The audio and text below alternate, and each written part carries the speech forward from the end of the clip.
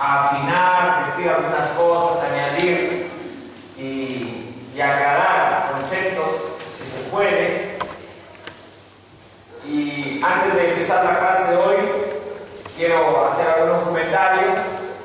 El primero, yo sé que estamos aquí hablando de las cosas del Señor, pero estamos dentro de este mundo y tenemos que estar informados de las cosas que pasan en el mundo también.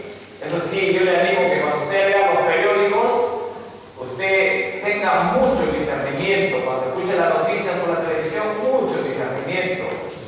Cada noticia está con sus propios presupuestos, sus propias ideologías, ¿no? Hay izquierdistas, hay derechistas, ¿no?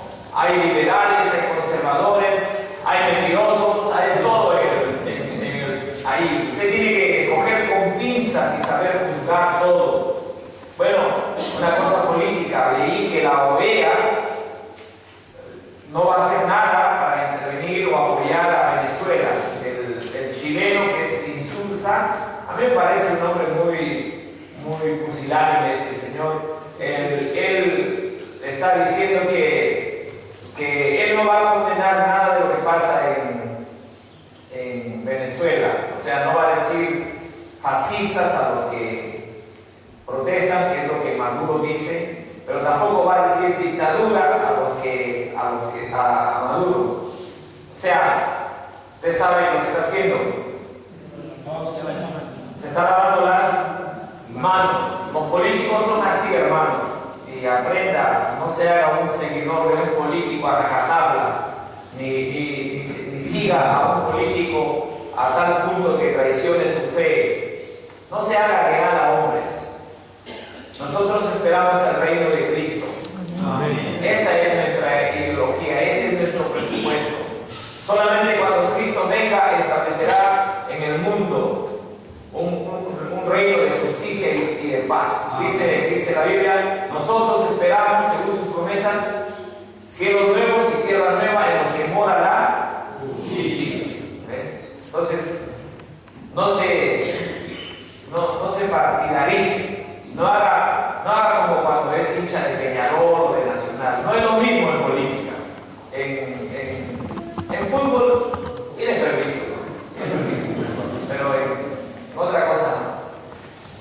Bueno, ya nosotros sabemos, Pilato fue el primero que empezó. La OEA ahorita está encarnando a Pilato. Una segunda cosa, el cuidado de los ancianos por la familia, de los padres mayores.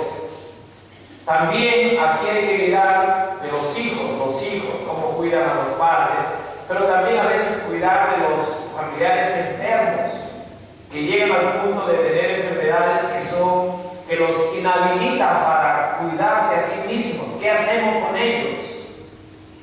En un sentido, la visión de mi retorno a mi casa, que probablemente todavía no está entendida por mi familia, me refiero a mi familia cercana, a mi esposa, a mis hijos, es que un día probablemente yo tengo que velar junto con mi familia por mis padres y por un hermano que yo tengo que es enfermo, tiene síndrome de Down, y ya mi familia sabe cómo cuidarlo,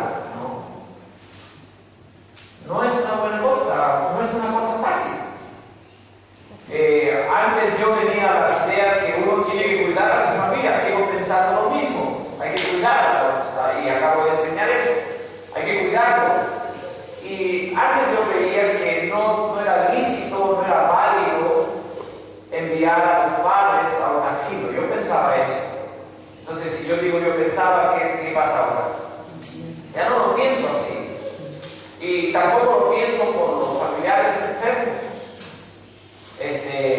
Pienso que es una buena opción. La única cosa es que no hay que dejarlos ahí y olvidarse para ellos, ¿no? Ya yo pago mensualmente y nunca me voy a visitarlos, nunca me voy a sentar con ellos y dialogar. No, eso ya muestra otra cosa, ¿no es cierto?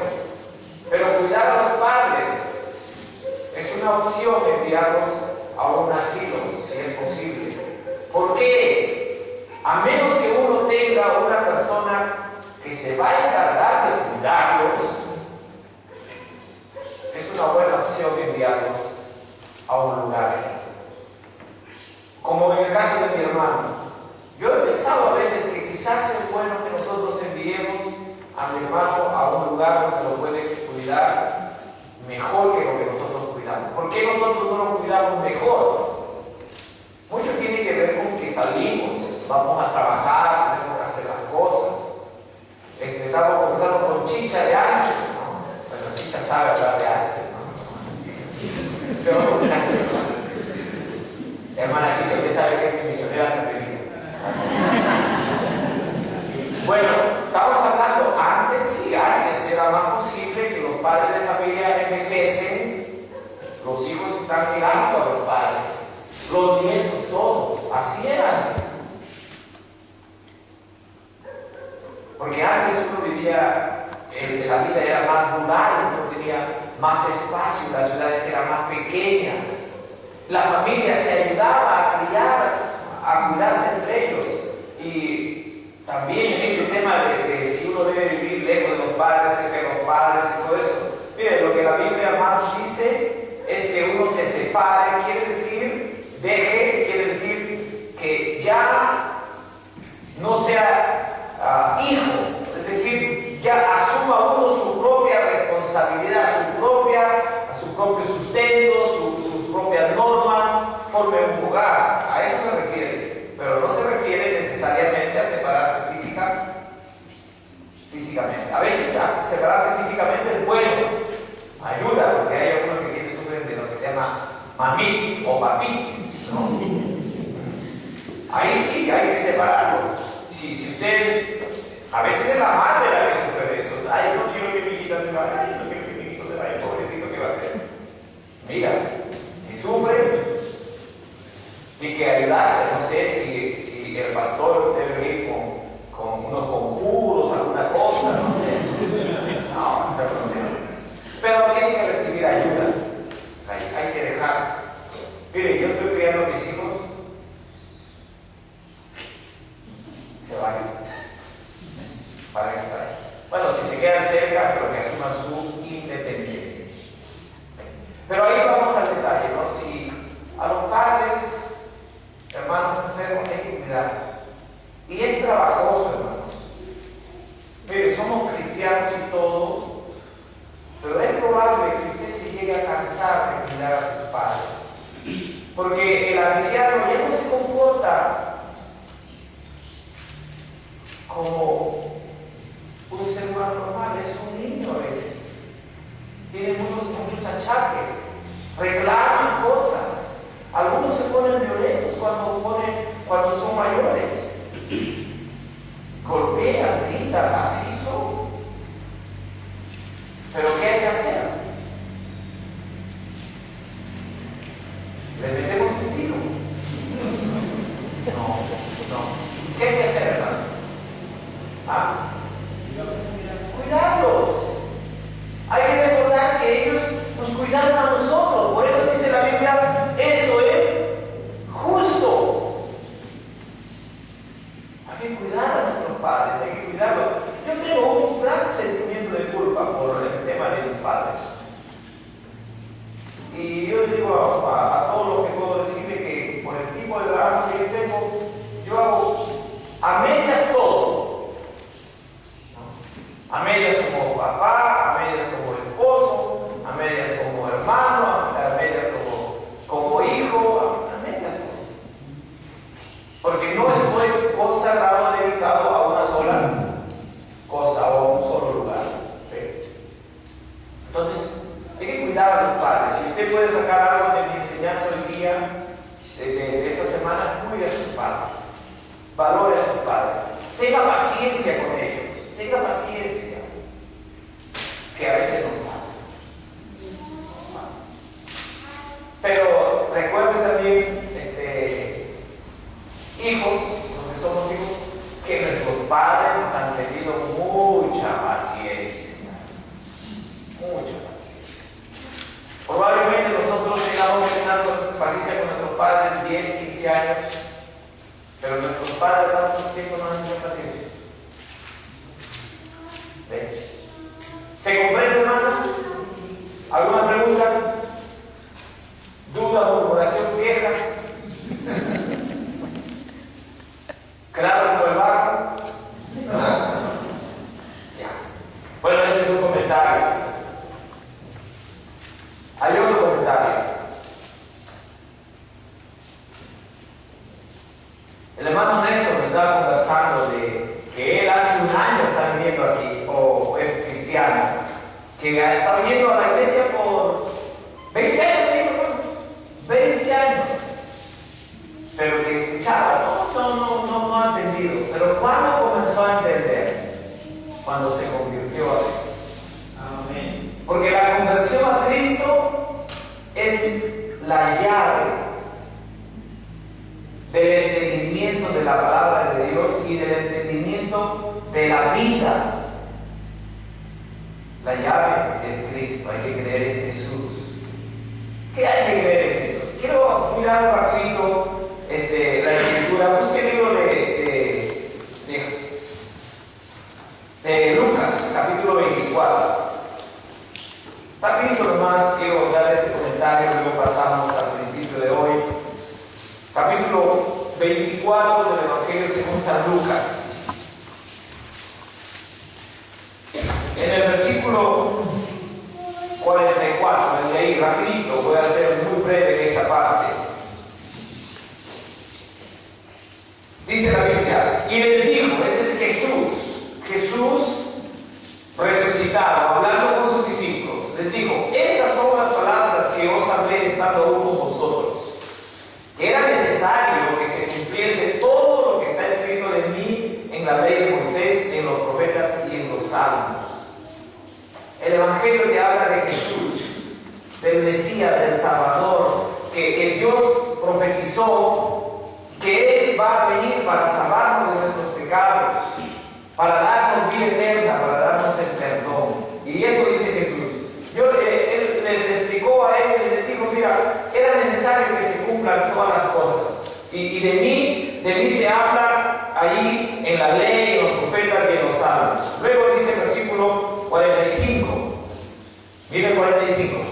Entonces les abrió el entendimiento para que comprendiesen las escrituras. Verso 46. Y les dijo, así está escrito, y así fue necesario que el Cristo padeciese. Mire, el Evangelio es Jesús, el Hijo de Dios, tenía que morir. Era necesario que muera. O sea, no habría salvación si Cristo no hubiera muerto. Tenía que morir. La Biblia dice la paga de nuestros pecados es la muerte. ¿Ve? Tenía que morir por nuestros pecados. Y cuando Jesús murió en la cruz, Él no murió por sus pecados de Él. Él estaba muriendo por nuestros pecados. En nuestro lugar. Para que nosotros no tengamos que pagar por nuestros pecados. Amén. Jesús tenía que morir. Eso era necesario para nuestra salvación. Segunda cosa, dice ahí el versículo que fue necesario que Cristo padeciese y resucitase de los muertos al tercer día. Eso también tienes que creer. Creer que Jesús murió por los pecadores y por tus pecados, y creer que Jesús resucitó de los muertos al tercer día, porque eso está escrito. Y sabes que tienes que creer que Jesús está vivo hoy. Jesús está vivo. Porque Él no se quedó en la tumba. Él se levantó de los muertos. Amén. Cuando yo predico esto, yo le digo a la gente, ¿de qué sirve un héroe muerto? ¿De qué sirve un superhéroe muerto? Por eso Superman nunca muere. Porque no nos sirve. Por eso el hombre araña jamás puede ser que agarran y lo están pisando y el hombre araña está aquí. Puede ser, pero nunca se muere. Cuando veíamos estas películas, no sé si ahora, el héroe nunca muere. El joven, decíamos, el joven, el bandido, el joven, así decíamos nosotros, nunca mueren ellos. Porque si mueren, se acaba su poder, se acaba su ayuda. Pero Jesús, Él muere y su muerte nos libra de nuestros pecados, nos limpia nuestras culpas, y su resurrección resurrección nos da una vida nueva y nos da el derecho también de nosotros un día estar con Dios en el cielo.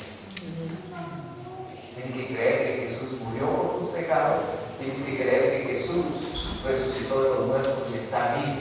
Y te ofrece. ¿Qué te ofrece? Mira, hay una tercera cosa aquí en el versículo 47, dice: y que se predicase en su nombre el arrepentimiento y el perdón de pecados en todas las naciones, comenzando desde Jerusalén.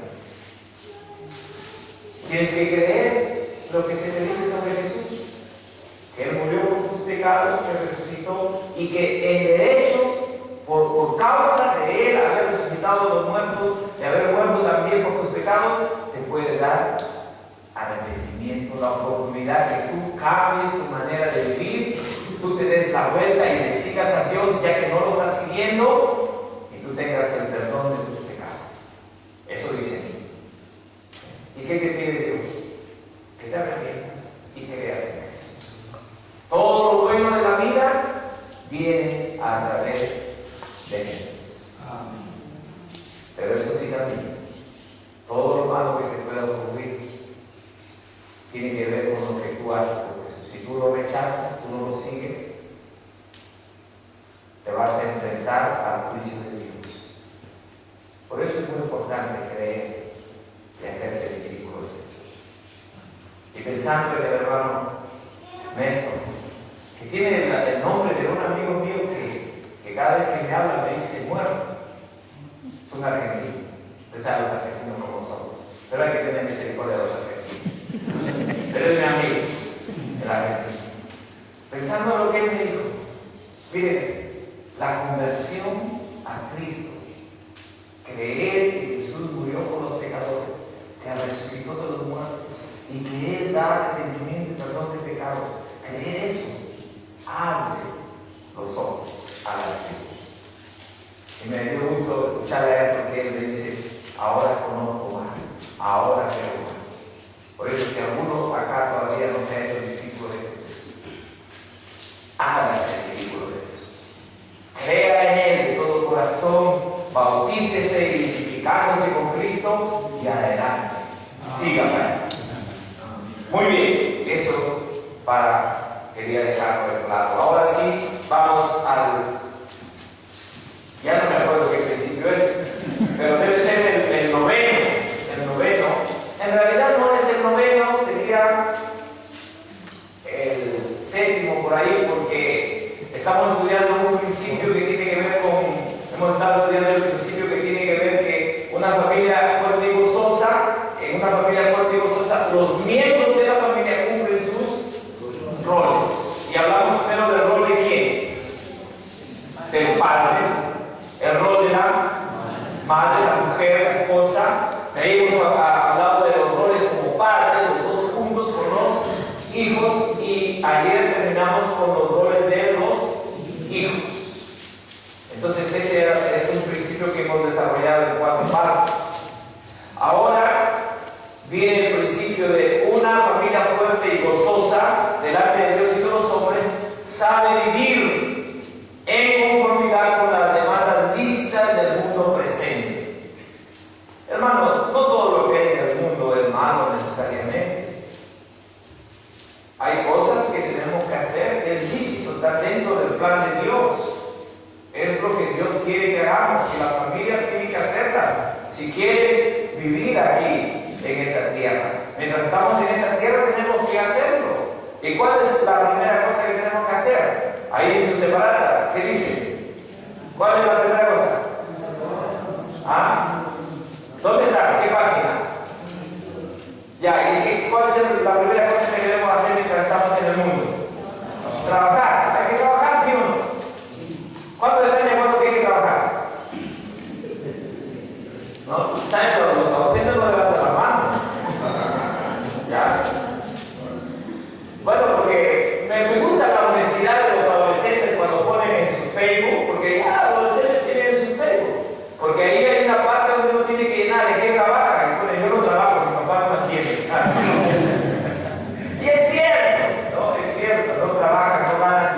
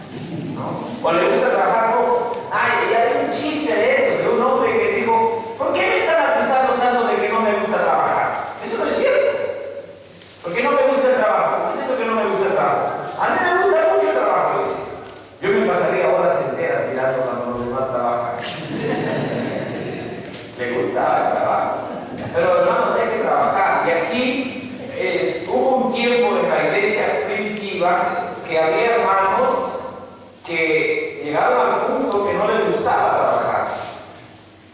Creo que está equivocado aquí, es el capítulo, he puesto el capítulo 3, no es el capítulo 3, creo que es el capítulo 3, pero no de Primera de Tesalonicenses, sino de Segunda de Tesalonicenses. Gente, acuérdense que las notas de un pastor, de cualquier pastor que predica o enseña, no son inspiradas, ¿ya? Están sujetas a errores, ¿ya? Puede ser error, como en este caso, también puede ser error de idea, ¿no? Lo que está diciendo está totalmente descabellado. Entonces, tienen que mirar. Según de Tesalonicenses capítulo 3, versículo 6, dice: porque os ordenamos, hermanos, en el nombre de nuestro Señor Jesucristo, que os apartéis de todo hermano que ande desordenadamente y no según la enseñanza que recibisteis de nosotros. ¿Qué cosa es eso de andar desordenadamente? Versículo 7. Porque vosotros mismos sabéis de qué manera debéis imitarnos, pues nosotros no anduvimos desordenadamente entre vosotros. Y fíjense luego lo que dice: ni comimos debajo del pan de nadie, sino que trabajamos con afán y fatiga día y noche, no para ser gravosos a ninguno de vosotros, para no ser gravosos a ninguno de vosotros. Verso 9. No porque no tuviésemos derecho de ser gravosos, porque él era un predicador, ese era su trabajo. Él podía ir a las casas y ellos podían darle de comer, no sentir que está mal que le den de comer, porque él trabajaba predicando. Pero él dice que él no quería ser gravoso. Versículo 9, no porque no tuviésemos derecho, sino para darnos nosotros mismos un ejemplo para que nos imitaseis. Porque también cuando estábamos con vosotros, os ordenábamos esto: si alguno no quiere trabajar, ¿qué dice? Tampoco coma. Hay que trabajar, es un mandato. Y cuando yo enseñé hace 2 años atrás aquí, enseñé para qué se trabaja. ¿Cuál es el propósito de trabajar? Un primer propósito es satisfacer nuestras propias necesidades. Un segundo propósito, satisfacer las necesidades de la familia. La más cercana, y ya aprendieron muy bien conmigo que también la más lejana, hasta donde uno puede. También un propósito del trabajo, les enseñé, era tener suficiente para nosotros, para la familia y para ayudar a otros, a los necesitados. Y el último propósito que les enseñé era que debemos trabajar para tener suficiente para invertir en el reino de Dios, en el avance de la obra de Dios. Esto enseñé hace 2 años atrás. Pero aquí dice: hay que trabajar para comer. Verso 11, y ahí va a explicar: porque oímos, dice, que algunos de entre vosotros andan desordenadamente. ¿Qué significaba andar desordenadamente? No es que eran inmorales, que estaban fornicarios, adúlteros. No. ¿Qué era? Que iban a las fiestas, a los bailes. No. ¿Qué era el problema? Porque oímos que algunos de entre vosotros andan desordenadamente, no trabajando en nada, sino entrometiéndose en lo ajeno. Verso 12. A los tales mandamos y exhortamos por nuestro Señor Jesucristo, que trabajando sosegadamente coman su propio pan. Hermanos, el trabajo no es un enemigo de la familia.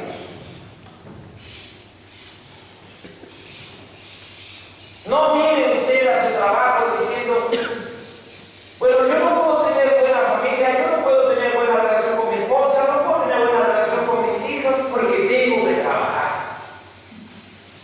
Y poner al trabajo como una excusa para vivir mal con la esposa, vivir mal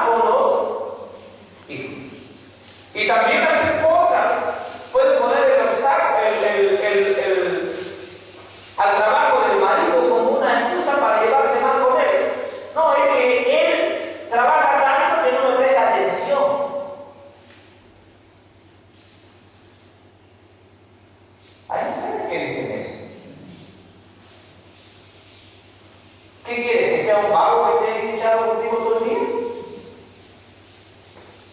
Y después, como cuando quieres comer, quieres un vestido nuevo o quieres ir al doctor, ¿de dónde vas a sacar el hombre si está echado contigo todo el día para satisfacerte que esté al lado tuyo todo el tiempo? El hombre tiene que ir a trabajar. Empezamos con el hombre.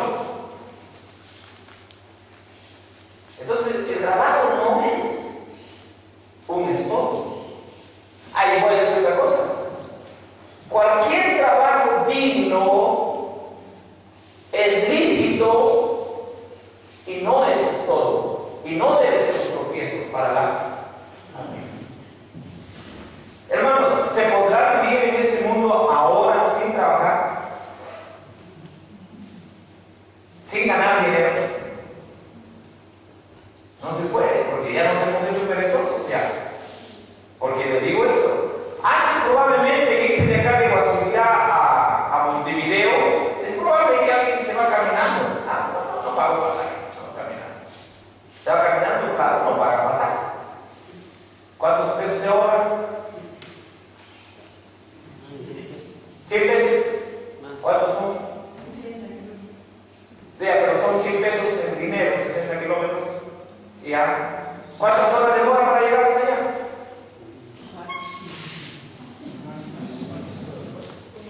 Llega y tiene que regresarse. Ya no hace nada. O sea, antes probablemente uno podría vivir con poco dinero. Hoy día, mira, sí es una locura, hermanos. Creo que el otro día les contaba a ustedes, no sé si acá en el campamento de obreros, que cuando yo leía revistas de vaqueros de los norteamericanos, y antes cuando los delincuentes, estos que se iban a caballo, asaltaban un banco, ¿saben con cuánto dinero se iban a asaltar un banco? $1,000. Con $1,000, porque la gente cuando ahorraba $5, $20, $30. Eso era su ahorro de la gente. Pero hermanos, hoy día la economía y se hace obligatorio trabajar. No se puede tener una casita donde vivir. No se puede tener el agua. No sé si acá le cobran el agua. Imagínate. El aire todavía. ¿Y cómo vamos a suplir esas necesidades? Trabajo. Entonces no se puede mirar el trabajo como un enemigo de la familia. Entonces, ¿dónde está el problema? Bueno, espero que al final podamos entenderlo. Entonces, mire eso primero. No mire al trabajo como un enemigo, al contrario, mírelo como el instrumento para unir la familia y para hacer a la familia más fuerte. Número 2, la educación no es un enemigo de la familia. Y aquí cuando hablo de la educación me refiero a la educación secular. No todo tiene que ser religioso. No todos tenemos que ir a una escuela cristiana o a una universidad cristiana. No se puede hacer eso porque no estamos llamados nosotros a separarnos del mundo. Nosotros estamos llamados a meternos al mundo. ¿Me entienden? A ser diferentes en el mundo, pero a estar metidos entre el mundo. Entonces, la educación, y aquí estoy hablando de la educación, y es muy probable que estamos hablando de educación secular, ir al colegio, ir al instituto, ir a la universidad. No importa qué filosofías hay ahí adentro, tristemente es necesario aprender algunas cosas para desenvolverse en este mundo.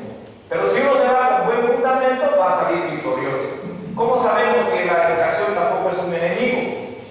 Vamos al libro de los Hechos, capítulo 7.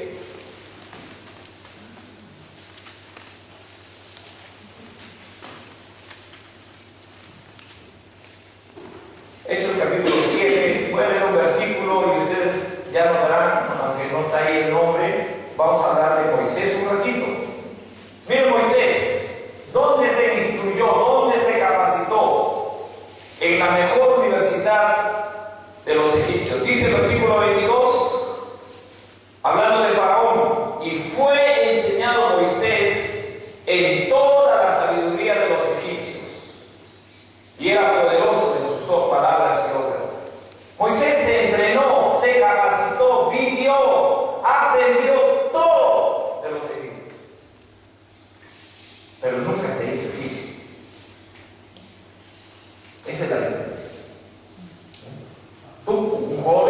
señorita, pueden ir a la universidad, nuestros hijos pueden ir y que vayan, aprendan, pero que no se hagan ignorados. Y para que eso ocurra, hay que formarlos bien, ¿dónde? En el hogar. Por eso es que el padre tiene que sentarse con el hijo a enseñarle las verdades de la Biblia como la norma para toda su vida, para discernir las cosas de la vida, para discernir la historia de la vida. Todo que mandamos ahí. No hay que hacerse un problema con eso. Porque si todo lo hicieran los cristianos, ¿no? La casa cristiana, lo mandamos a la guardería o al inicial cristiano. Una vez que vamos al colegio primaria cristiano, secundaria cristiano, y luego ponemos a la universidad cristiana, y de ahí tenemos que formar una empresa cristiana para que el muchacho no se pierda. No. Y hay algunos extremos, hay colegios cristianos que no quieren nada de conversos. En mi país formaron un colegio así. No, hay que formar un colegio que ahí estén los muchachos, que vayan y conversos también, que los dan para Cristo. Pero el punto aquí no, la educación no debe ser un obstáculo o un estorbo para nuestros hijos cuando van al colegio. No, al contrario, los niños deben ir ahí como un campo de misión y tenemos que enseñarles a cumplir eso. Daniel, capítulo 1. Ya ustedes saben de Moisés, no se hizo egipcio nunca. Al contrario, aprendió ahí las estrategias militares de los egipcios para luego darles un golpe, porque liberó al pueblo de ahí. Daniel, capítulo 1, el versículo 3 y 4. Y dijo el rey a Aspenaz, jefe de los eunucos, que trajese de los hijos de Israel, del linaje real de los príncipes, muchachos en quienes no hubiera tacha alguna de buen parecer, enseñados en toda sabiduría, mire, habían sido educados ya, sabios en ciencia y buen entendimiento, e idóneos para estar en el palacio del rey, y que se les enseñase las letras y la lengua de los hebreos. O sea, tenían que babilonizarlos, pero nunca se hicieron babilónicos. La educación, hermanos, no es un enemigo del alma. Al contrario, la educación nos da armas para vivir en este mundo y para desenvolvernos en este mundo. Y no hay que mirar a la educación como un enemigo. Mi hijo a veces me pide libros, algunos libros que le gusta leer, y me dice, este es un libro secular, me dice, ya yo digo, te lo voy a comprar, lo voy a leer y te lo voy a dar. ¿Qué mira?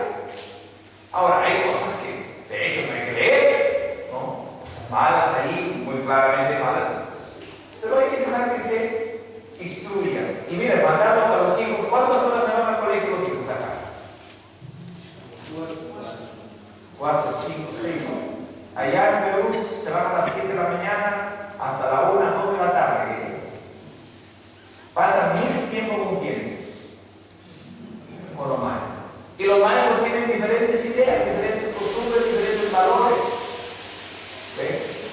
Pero eso no debe ser un impedimento para enviarlos al colegio, al contrario, hay que mandarlos, solamente que hay que supervisar, hay que educar, hay que formar a nuestros hijos nosotros bien. No los ponemos nosotros para que estén encerrados, hay que formarlos para que se vayan al mundo y los conquisten con el Evangelio.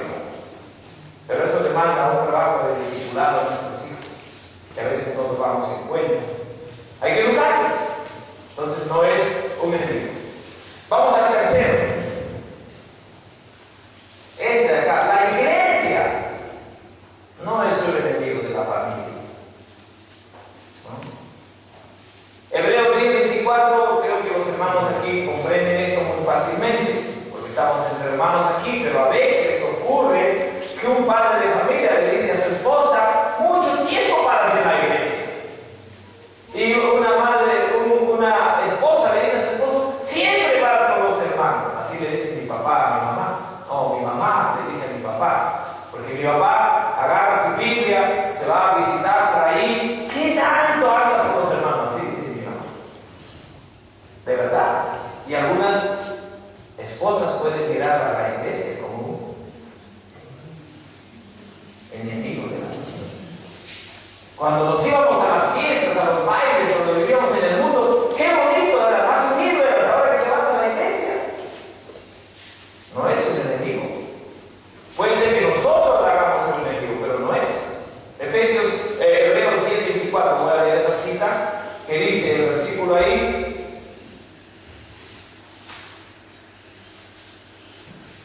Y consideremos unos a otros para estimularnos al amor y a las buenas obras, no dejando de congregarnos, como algunos tienen por costumbre, sino exhortándonos y dando más cuando veis que aquel día se acerca. No tiene que existir una competencia entre la iglesia y la familia. Son complementarios, son parte de nuestra vida, tienen que ser parte de nuestra vida. Por ir a la iglesia no puedes descuidar a tu familia, pero por estar con tu familia no vas a descuidar a la iglesia tampoco. Tienes que saber balancear las cosas. ¿Sí? La iglesia no es un enemigo de la familia. Tienes que ser parte de una iglesia. Tienes que ir a los servicios, tienes que ir a las reuniones y tienes que ir con toda la familia. Nosotros, con mi esposa, bueno, usted ha sido pastor, pues tenía que ir. ¿Han escuchado ese chiste de un pastor o de un hombre que estaba durmiendo y su papá le despierta? Él dijo, tienes que ir a la iglesia. Y dice, no quiero seguir durmiendo, pero tienes que ir a la iglesia. Y da la razón, le dice. Bueno, primera razón, eres cristiano, los cristianos se congregan. Segunda razón, yo te estoy matando, soy tu padre. Tercera razón, tú eres el pastor. Dice que los pastores a veces no quieren ir a la iglesia, ¿no? ¿Ustedes sabían eso? ¿Cuántos sabían eso? El pastor también. Es que es verdad, hermano. Es verdad. Y yo no voy a hacer fácil, yo no voy a hacer hipócrita. Yo le voy a decir que así como usted muchas veces para ir a la iglesia, el pastor también lucha. Entonces vamos a entender a los pastores. No, así es, luchamos. Recuerde que el espíritu a la verdad está dispuesta, pero la carne es débil y también le gusta la carne. Y más en nuestra iglesia, ¿sabe qué hora nosotros tenemos que empezar el culto? Adivine. 8:30 de la mañana, domingo. ¿Quién quiere levantarse a las 8:30 de la mañana? ¿Ves? Pero hay que ir, tengo que ir ahí para. Pero así es. Yo preferiría que sea más tarde, pero ellos lo hacen ahí. Hermano, la iglesia no es un enemigo de la familia. Al contrario, váyase con todos sus hijos ahí. Desde chiquitos, que ellos aprendan. Estos niños, mis hijos, desde ahí, ellos nacieron en la iglesia, ahí estaban ahí, los tres. A veces ella, cuando yo tenía que predicar con los 3 muchachos, ¿no? Y mire cómo es ella tenía los 3. Cuando se quedaba dormido, porque cuando un chiquito se queda dormido, uno se quedaba dormido en esta pierna, el otro se quedaba dormido en esta pierna y el otro está en sus brazos. Así como los 3. Pero vaya con su hijo. No, que todavía no entiende. Llévenlo. Que se acostumbre, que aprenda. No, que a algunos padres no se pero mucho fastidio, no me dejan escuchar la palabra de Dios. Bueno, yo tengo una norma en la iglesia y yo les he dicho a ellos, hermanos, miren, escuchen. Niños, bebés, pueden moverse y gritar lo que quieran, bebés. Está hablando de bebés. ¿Hasta cuándo es un bebé? 1 año. Año y medio. Ya póngale 2 años, hasta 3 años de bebé. Entonces yo digo, los bebés pueden gritar, moverse, picarse, se ya. ¿Sabe qué pasa con los niños de 4 años? Se cuadran, no, yo no soy bebé. Se cuadran y escuchan. Tenemos que enseñarles, hermanos. Y tienes que ir, porque si tú esperas que Él entienda, es probable que ya se haya acostumbrado a no oír. Y ya, cuando ya se acostumbró a no oír, ya no va a querer ir. Llego a las reuniones de oración. No, mire, a veces tenemos la idea de que la reunión de oración es para los adultos. Los muchachos que vayan por ahí. Estamos enseñando un valor, estamos diciéndole, la oración es solo para los mayores. Tienes que ir con todos tus hijos a la iglesia. Y cuando te digo que la educación no es un enemigo de la iglesia, me refiero también de la familia, me refiero también que tú no puedes usar la educación y decir, no, mi hijo tiene examen mañana, por eso hoy día no vino a la reunión de oración porque se quedó estudiando. No, eso no va a ocurrir con nosotros.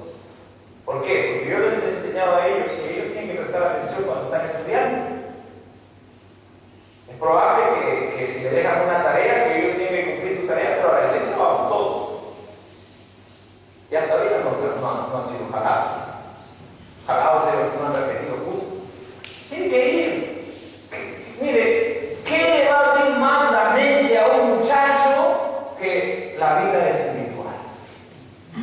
La vida espiritual te hace más inteligente, más sabio, más despierto, más hábil mentalmente. Cuando vas a leer la escritura, te das cuenta que Daniel fue 10 veces más sabio que todos los otros que habían ido a la misma universidad que él. ¿Cuál es la diferencia? Daniel tenía a Dios, tenía otra sabiduría. Entonces la iglesia no es un obstáculo. No mire a la iglesia como un estorbo, al contrario, mírelo como una ayuda para su familia, para que su familia sea más fuerte. Su familia necesita aprender la palabra de Dios, sus hijos necesitan aprender a adorar en el compañerismo de los santos. Amén. Hay que llevar a los hijos a la iglesia. Amén, hermanos. Amén. Ahora, ahí relacionado entra lo que está en el número 4. El ministerio no es un enemigo de la familia. Y mire un ratito ahí más en Hebreos, ahí donde está usted. El versículo 24 dice: y considerémonos unos a otros para estimularnos al amor y a las buenas obras. Mire, parte de su rol de usted en la iglesia es estimular a otros hermanos al amor y a las buenas obras. Una de las razones por las que nos congregamos no es solamente para cantar, escuchar la palabra y nada más. No, una de las razones por las que nosotros nos congregamos es para que el hermano sentado al lado del otro hermano le comience a dar ánimo. ¿Ve? Le pregunta, hermano, ¿cómo estás tú? Eso es hacer el ministerio. Eso es ocuparse en que la iglesia crezca. Ocuparse en que el otro crezca, desarrolle. Para eso estamos en la iglesia, hermanos. El pastor no es el único responsable de hacer el crecimiento de la iglesia. No, también los hermanos. Hacer el ministerio. Hacer el ministerio. El libro de Efesios, donde está ahí la cita, ustedes lo pueden mirar. En el libro de Efesios se dice que los pastores están llamados a perfeccionar a los santos para la obra del ministerio, para la edificación del cuerpo de Cristo. Pero los hermanos tienen que hacer el ministerio de edificar a otros. Vamos a ir a Efesios, capítulo 4. Ya falta un poquito para terminar. Efesios, capítulo 4. El versículo 11 en adelante.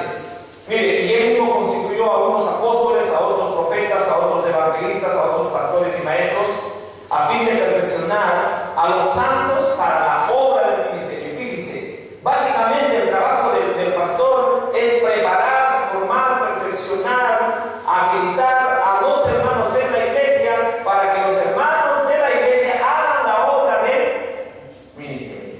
Amén. Los hermanos tienen que hacer la obra del ministerio. Y cuando los hermanos comienzan a hacer la obra del ministerio, mira lo que ocurre. Dice, para la edificación del cuerpo de Cristo. O sea, para que el cuerpo de Cristo vaya creciendo cada día más y más. Y eso implica crecimiento numérico e implica crecimiento espiritual. Los hermanos evangelizan, los hermanos discipulan, los hermanos ayudan unos a otros para cumplir el ministerio de edificación de la iglesia. Yo hago esto en la iglesia. Hermano, cuando tú llegas a la iglesia, procura venir temprano. O sea, cuando vienes a las reuniones, procura venir temprano. ¿Para qué? Procura citarte con otro hermano en la iglesia, tempranito los dos. Vienen una media hora antes y te sientas con alguien y le dices, ¿cómo estás? ¿Cómo está tu vida? ¿Cómo estás avanzando? O si no, decir, mira, en esta semana yo aprendí esto de la palabra de Dios. Y tú comienzas a ayudarle en el crecimiento del otro. No debemos ser católicos, hermanos, católicos evangélicos. ¿Cómo son los católicos evangélicos? El católico evangélico es así, mire, hermano. Llega al servicio, se siente, no mira a su izquierda, no mira a su derecha.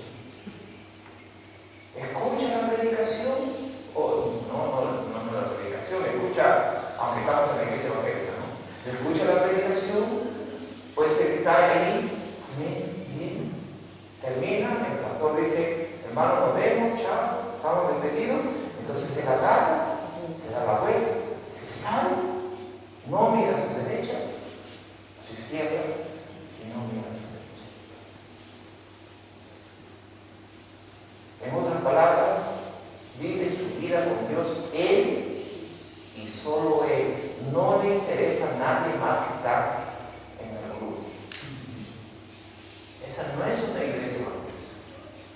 En una iglesia evangélica usted llega, ¿cómo estás, querida hermana? ¿Cómo estás, querido hermano? Mira las caras de tus hermanos, mira a saber cómo están, qué se nota que hay en ellos. Y si tú ves que ellos tienen una carga, tú te acercas. Eso es hacer la obra de Dios. Ministerio. Comienzas a animar a los otros. ¿Entiendes, hermano? Es parte. Y con toda la familia haciendo eso. Entonces el ministerio no es por el enemigo. Si tú tienes que ponerte de acuerdo con un hermano o hermana para visitarle a su casa, anda. No, es que no voy porque descuido mi familia.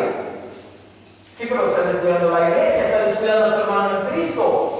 Nosotros no solamente tenemos el mandamiento de amar a Dios por sobre todas las cosas y amar a nuestro prójimo, también tenemos el mandamiento de amar a los hermanos. ¿Ves? Es una relación tridimensional.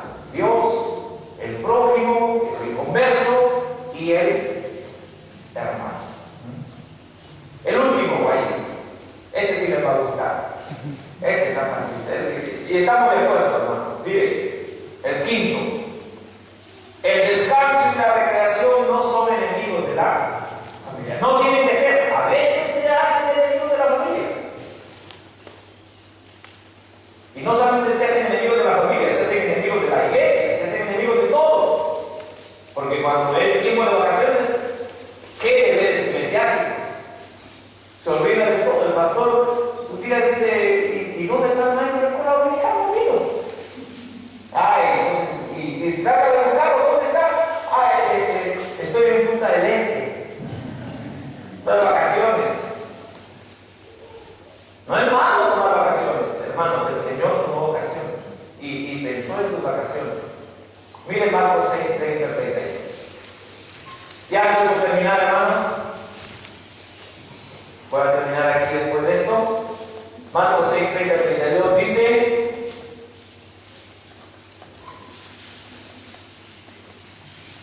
entonces los apóstoles se juntaron con Jesús porque habían estado haciendo unos trabajos y le contaron todo lo que habían hecho y lo que habían enseñado. Se salieron de gira de predicación, hicieron el bien. Muy bien, regresaron. Señor, mira, nos ha ido tan bien. El versículo 31. Y él le dijo: venid vosotros aparte a un lugar desierto, vamos al campamento de Guasubirá y descansad un poco. Pero es interesante que dice descansar un poco. ¿Por qué dice descansar un poco? Porque el cuerpo quiere descansar mucho. El descanso, hermano. Tome tiempo para descansar.